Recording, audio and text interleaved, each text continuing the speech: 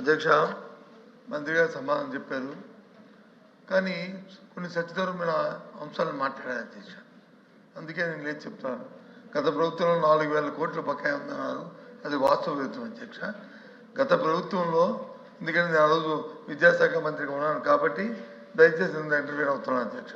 ఆ రోజు ఏదైతే ఆ రోజున్న గత వైసీపీ ప్రభుత్వం మేము అధికారంలోకి ఎన్నికలకి వెళ్తున్న ఎన్నికలకి ఇచ్చారు జనవరిలో, అప్పటికి ఒకే ఒక కోటని బకాయి ఉండేది అధ్యక్ష. అది చెల్లించామనుకున్న నేపథ్యంలో ఎలక్షన్ కమిషన్ వచ్చి దాన్ని మీరు అప్పుడున్న ప్రభుత్వం అప్పుడున్న ప్రతిపక్ష పార్టీలు కేంద్రానికి కూడా ఎలక్షన్ కమిషన్ కూడా లేఖలు రాశారు అధ్యక్ష. ఆ నేపథ్యంలో అది చెల్లించలేకపోయాం అధ్యక్ష. ఆ తర్వాత ఎన్నికలు వచ్చి మేలో జరిగాయి అధ్యక్ష.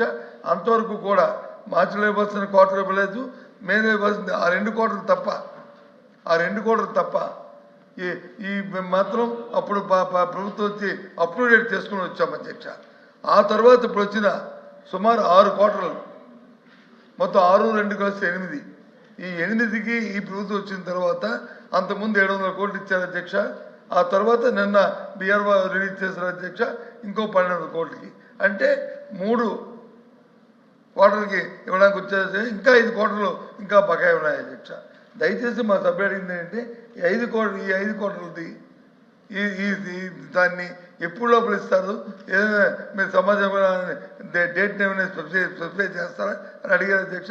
దాని మీద సమాధానం సరే ప్రభుత్వం అది ఆ తేదీని ఎప్పుడు ప్రకటిస్తారో ప్రకటించాలని మీ ద్వారా ప్రభుత్వాన్ని కోరుతున్నాం అధ్యక్ష. కానీ గత ప్రభుత్వం 4,000 కోట్లు ఉన్నది మాత్రం అది సత్యదూరం అధ్యక్ష, అది వాస్తవం కాదనేది నేను సభాముఖంగా సభ్యులకి తెలియజేస్తాను అధ్యక్ష.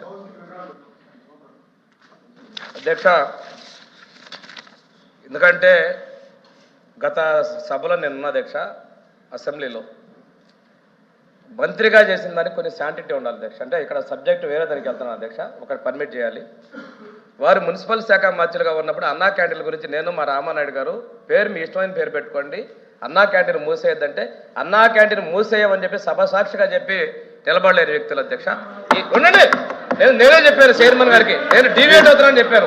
ఇక్కడ నేను వాస్తవాలు చెప్తున్నాను అధ్యక్ష, మీకు నేను డేటా పంపిస్తాను అధ్యక్ష, మీకు నేను డేటా పంపిస్తాను అధ్యక్ష.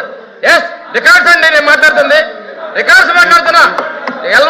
ఎల్ఓపి గారు ఆ రోజు మంత్రిగా ఉన్నప్పుడు వారు చెప్పినటువంటి మాటలు అసెంబ్లీ రికార్డ్స్ ఉన్నాయి. వారు ఆ మాటకి చెప్పిన వాటికి విలువ లేకుండా పోయింది. ఈ రోజు వారు మాట్లాడింది నేను చెప్తున్నాను అధ్యక్ష. ఎస్ ఎస్, నేను చైర్ పర్మిషన్ తో మాట్లాడానండి. ఎస్, నేను చైర్ పర్మిషన్ తో మాట్లాడాను. మీరు చెప్పిన బకాయిలు కూడా చెప్తాను అధ్యక్ష. దీనికి సంబంధించి నేను చెప్తాను. ఎల్ఓపి గారు నేను మాట్లాడతానండి. ఎల్ఓపి గారు మాట్లాడిన దానికి ఎంత వాస్తవ విరుద్ధంగా మాట్లాడతారంటే, వారు మున్సిపల్ శాఖ మంత్రిగా ఉన్నప్పుడు మున్సిపల్ శాఖ మంత్రి అన్నా క్యాంటీన్ మేము మూసివేయమని చెప్పి నిర్దాక్షిణ్యంగా మూసేసినటువంటి మంత్రి గారు వారు. మీరు ఈ రోజు నీతులు చెప్తే ఎలాగండి? మంత్రి గారు అధ్యక్ష అధ్యక్ష స్వామి గారు అధ్యక్ష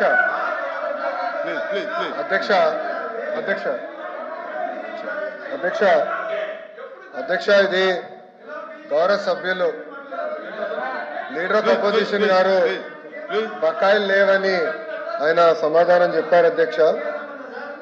అధ్యక్ష 2020-21 Q4 పెండింగ్ పేమెంట్ 683.1 కోట్లు. 23-24 Q2, Q3, Q4 pending payment 1753.980 కోట్లు.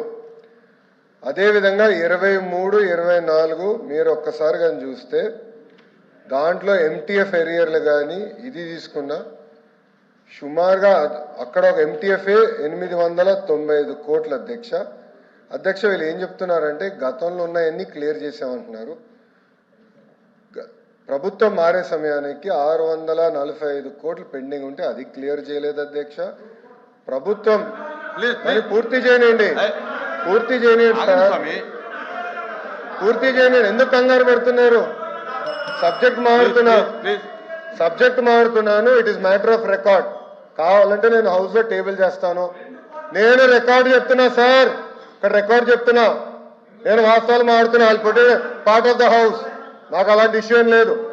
నాకు రైట్ ఉంది మాట్లాడడానికి. ప్లీజ్ ప్లీజ్ ప్లీజ్ విద్యాశాఖ మార్చాలుగా నేను మాట్లాడుతున్నా. నాకు రైట్ టు టాక్. 4064.59 కోట్ల రూపాయలు మీరు బకాయిలు పెట్టి పోయారు.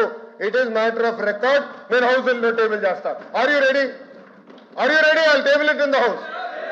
టేబుల్ చేస్తాను నేను హౌస్ లో. నేను టేబుల్ చేస్తా హౌస్ లో. అధ్యక్ష, this is matter of record. మంత్రి గారు మొత్తం ఇస్తారు డీటెయిల్స్. మ్యాటర్ ఆఫ్ రికార్డ్ పెడతాం అధ్యక్ష. 4064.59 కోట్లు బకాయిలు పెట్టాలి. ప్రతి కోట్ల పేమెంట్ చేశారు మీరు చెప్తారు. ఉండాలి మీరు. It is matter of record. Will put it in the house. LOP గారు. అధ్యక్ష, మంత్రి గారు ఇంటర్వ్యూ విద్యాశాఖ మంత్రి గారు మళ్ళీ వెల్ఫేర్ మినిస్టర్ గారు ఏం చెప్పారో దాన్నే ఆయన రీట్రేట్ చేస్తారు. ఇది వాస్తవం కాదు, సత్యదూరం మాటలు ఇవి. ఇది కాదు అని చెప్పేసి రికార్డు అది కాదు అని చెప్పని మేము గత ప్రభుత్వంలో మంత్రికి చేస్తూ ఇది సాక్షి మీ ఈనాడు లెక్కలు కాదు. ఇది మీ ఈనాడు లెక్కలు కాదు, మీ ఎన్టీఆర్ భవన్ లెక్కలు కాదు, ఎన్టీఆర్ భవన్ లెక్కలు కాదు. అధ్యక్ష వాస్తవం చెప్తున్నాం. ఈ రాష్ట్రంలో ఈ రాష్ట్రంలో విద్యా వ్యవస్థను బస్టు పట్టించి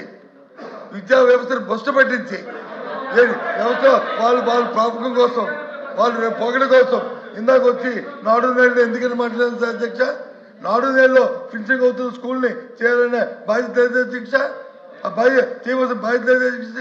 అది చేయకట్ట విద్యార్థికి వచ్చి ఫీజు రింబర్స్మెంట్ ఈ రాష్ట్రంలో వచ్చి ఉంటుంది.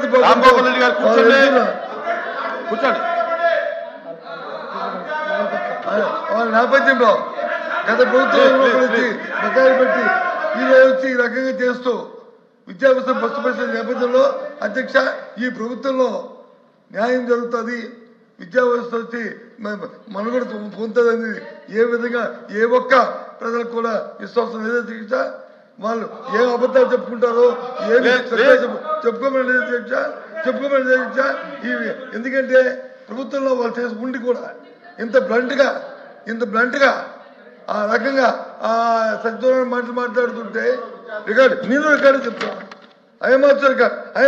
ఐఎమ్ మై లైక్స్ 4,200 కోట్లు కాదు, 2 వాయిదాలు తప్ప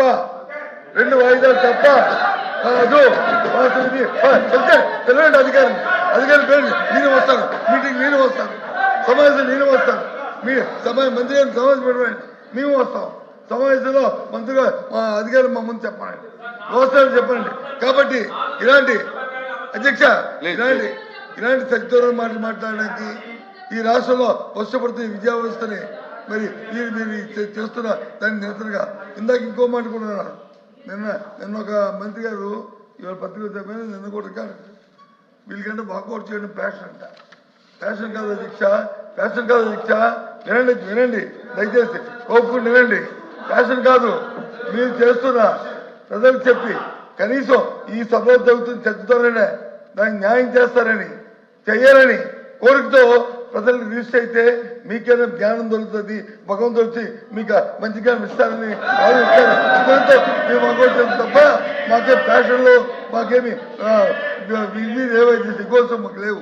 అయినప్పటికీ కూడా వీళ్ళు చేస్తున్న విద్యా విధానాన్ని ఇవాళ ఏం చేస్తారని చెప్తే వారు ఏం చెప్తారు, ప్రైవేట్ జీవితంలో వస్తే పోటీ పడతారు. ప్రైవేట్ పోటీ పడడానికి ఈ 2 సంవత్సరాల కాలంలో గ్రామీణ ప్రాంతాల్లో ఎక్కడెక్కడ ఎన్ని జూనియర్ కాలేజీలు ప్రైవేట్ జూనియర్ కాలేజీలు వచ్చాయో నాకు చూడమని అధ్యక్ష. ఎందుకు ప్రభుత్వ జూనియర్ కాలేజీని మీరు పెట్టట్లేదు? ఉన్న కాలేజీని ఎందుకు తీస్తారు? ఇస్తున్న అప్గ్రేడేషన్ ఎందుకు ఆపారు? కానీ ప్రైవేట్ కాలేజీ కోసం కాదా, ప్రైవేట్ సంస్థల కోసం కాదా? మేము సమావేశం పెట్టి మమ్మల్ని పిలండి, మేము చెప్తాం. అక్కడ ప్రైవేట్ ప్రభుత్వంలో ఉన్న జూనియర్ క్లాస్ ఒక్క జూనియర్ క్లాస్ పెట్టలేదు సరికదా? అప్గ్రేడ్ చేసి ఎంత ముందు ఇచ్చిన ఇంటర్మీడియట్ జూనియర్ ఆపడం వల్ల ఇవాళ గ్రామీణ ప్రాంతాల్లో ప్రైవేట్ జూనియర్ కాలేజీలు పెట్టుకొని ప్రైవేట్ విద్యాసంస్థ వ్యాపారం చేస్తున్నారు రికార్డు. కాబట్టి వీటికన్నిటి నిరసనగా మీరు వాకౌట్ చేస్తారు.